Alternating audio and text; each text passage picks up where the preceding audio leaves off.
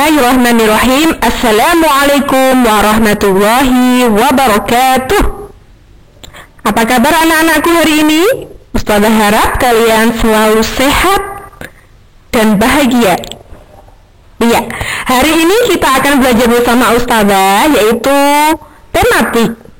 Tema 1, subtema 1. Tentang apakah itu? Iya, betul sekali. Hidup rukun di rumah. Ada yang sudah belajar? Nah, saya harap sudah banyak ini ya yang belajar ya.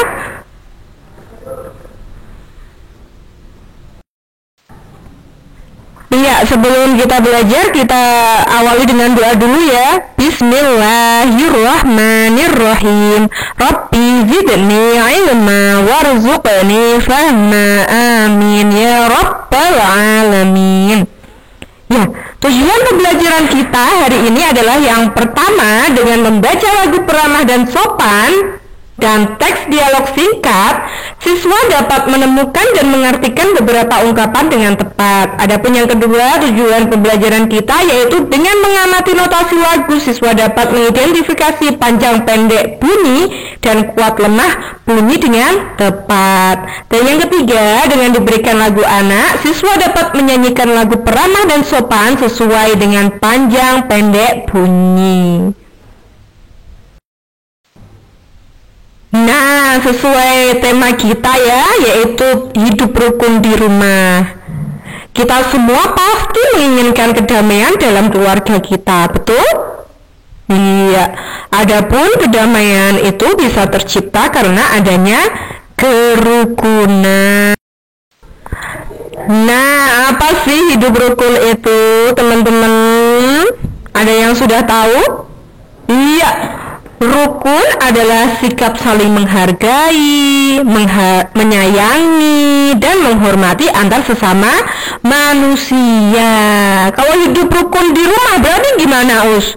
Iya, kalau hidup rukun di rumah berarti hidup saling menghargai, menyayangi, dan menghormati antar anggota keluarga di rumah.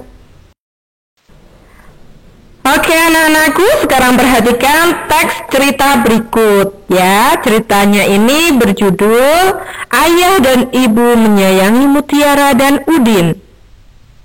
Suatu hari, ayah membawakan buah tangan untuk Mutiara dan Udin. Mutiara mendapatkan buku cerita, Udin mendapatkan mainan. Mutiara dan Udin berterima kasih kepada ayah dan ibu. Mutiara dan Udin tidak saling berebut oleh-oleh. Ayah dan ibu bahagia melihat buah hati mereka selalu rukun. Nah, cerita di atas menunjukkan bahwa keluarga Mutiara selalu hidup rukun. Betul. Nah, di dalam teks cerita tadi terdapat kata-kata yang dicetak miring. Kata apa sajakah itu? Iya, yang pertama buah tangan. Dan yang kedua apa ya?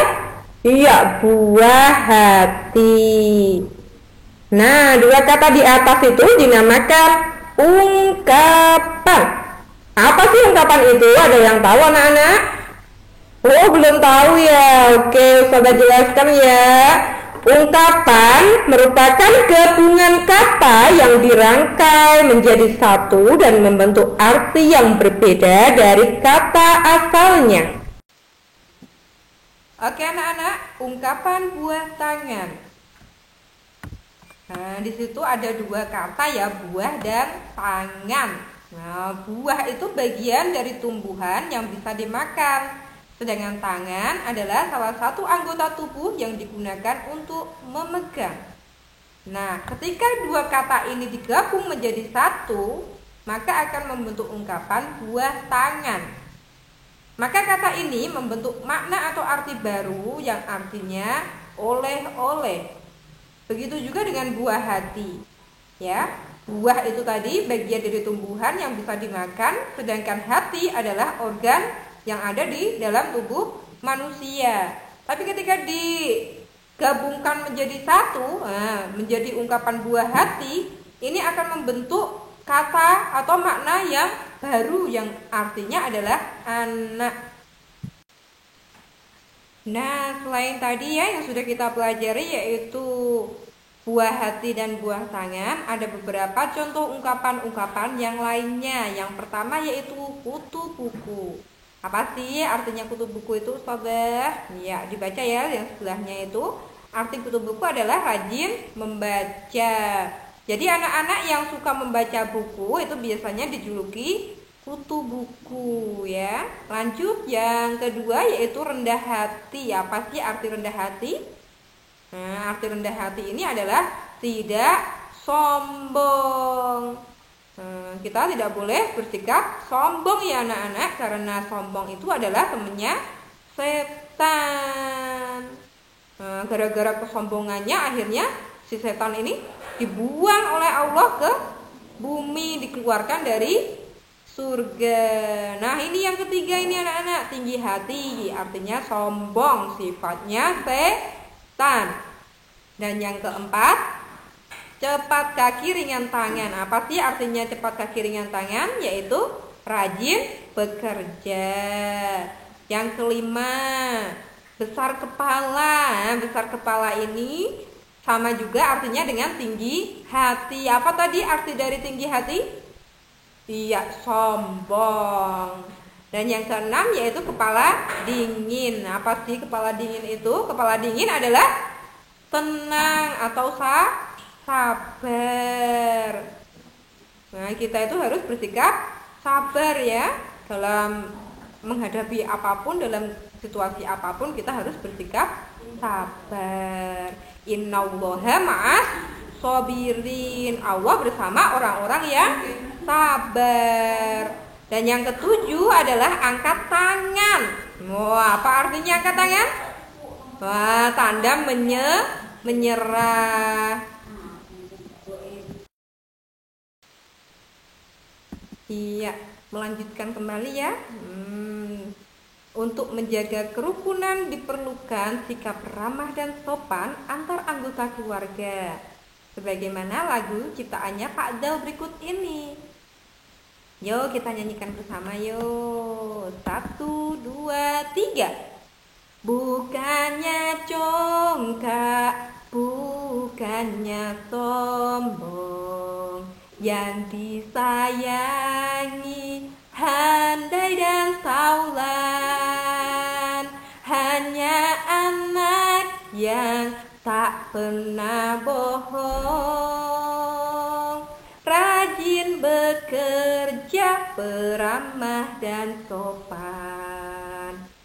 Rajin bekerja, peramah dan sopan. Iya, setelah kalian melihat notasi lagu peramah dan sopan, sekarang kita belajar menentukan panjang, pendek, serta kuat, lemah, bunyi, nada pada lagu. Gimana sih caranya?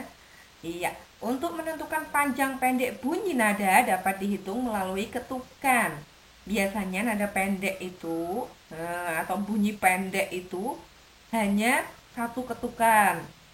Tapi nada panjang itu biasanya 2 ketukan ya. Ciri dari nada panjang itu biasanya ada titiknya. Not terus ada titiknya. Nanti Ustazah jelaskan di notasi lagu. Sedangkan kuat lemahnya bunyi nada dapat ditentukan dengan memperhatikan garis birama pada notasi lagu. Nada kuat terletak pada nada pertama setelah garis birama, sedangkan nada lemah itu biasanya terletak pada nada kedua. Iya, kita lihat kembali ya notasi lagu peramah dan sopan. Lihat. Nah, kita akan mengidentifikasi panjang pendek bunyi nada dan kuat lemahnya bunyi nada dalam lagu peramah dan sopan. Kita lihat baris yang pertama, sol la si do sol la sol fa mi sol re. Nah, di baris pertama itu satu ketukan sehingga semuanya dinyanyikan dengan bunyi pendek ya. Untuk baris yang kedua, re mi fa sol sol la do si la sol. Nah, itu re mi fa sol sol itu berarti bunyi pendek semua. Mana yang bunyi panjang Ustazah? Taulan. Nah, yang terakhir itu bunyi panjang karena disertai dengan titik, berarti 2 ketukan. Begitu juga dengan baris yang ketiga. Mana yang ada titiknya? Oh, yang ada titiknya itu yang not terakhir, la. Nah, setelah 6 not 6 itu ada tanda titik, berarti itu dinyanyikan dengan bunyi panjang. Begitu juga dengan bawahnya. Mana yang dinyanyikan dengan lagu atau bunyi panjang? Nah, yang dinyanyikan dengan bunyi panjang yaitu sopan. Pannya itu dinyanyikan dengan bunyi panjang karena ada titiknya. Yang lainnya Ustazah, yang lainnya ya sama kayak yang di atas tadi, berarti menggunakan bunyi pendek. Nah, terus selanjutnya bagaimana Ustazah cara menentukan kuat lemahnya bunyi dalam suatu lagu? Nah, kita lihat itu. Ada not angka 5, 6, 7, terus garis birama 15, garis birama 65, 43, garis birama 52, garis birama. Tapi kalau baca not jangan 5, 6, 7 gitu ya, kayak Ustazah tadi. Sol, la, si, do, sol, kayak gitu ya. Nah, seperti yang Ustazah jelaskan tadi bahwa bunyi kuat, nah itu terletak pada nada pertama, not pertama gitu ya. Setelah garis birama. Kita perhatikan untuk baris yang pertama do, nah cong itu terletak setelah garis birama, berarti dinyanyikan dengan bunyi kuat ya. Bukannya sombong. Nah, bu itu berarti atau not angka 6 atau apa namanya? La. Nah, itu dinyanyikan menggunakan bunyi kuat. Sol atau angka not 5. Nah, itu juga sama dinyanyikan menggunakan bunyi kuat. Yang lainnya Ustazah, yang lainnya berarti bunyi lemah. Begitu juga dengan seterusnya baris kedua, ketiga, dan keempat. Nada yang pertama itu dinyanyi setelah baris birama itu dinyanyikan menggunakan nada kuat. Ketika kita menandai, kalau bunyi pendek itu pakai titik dan bunyi panjang itu menggunakan garis ya, bisa dilihat. Nah, hasilnya kayak ini. Nah, baris pertama berarti dinyanyikan dengan bunyi pendek semua. Sedangkan garis kedua mana yang dinyanyikan dengan bunyi panjang? Yang terakhir ya. Nah, lan. Nah, itu dinyanyikan dengan bunyi panjang. Yang lainnya Ustazah, yang lainnya pendek. Kalau titik-titik-titik itu berarti bunyi pendek. Begitu juga dengan baris yang ketiga. Mana yang dinyanyikan dengan bunyi panjang? Berarti yang terakhir juga. Hong itu dinyanyikan dengan bunyi panjang.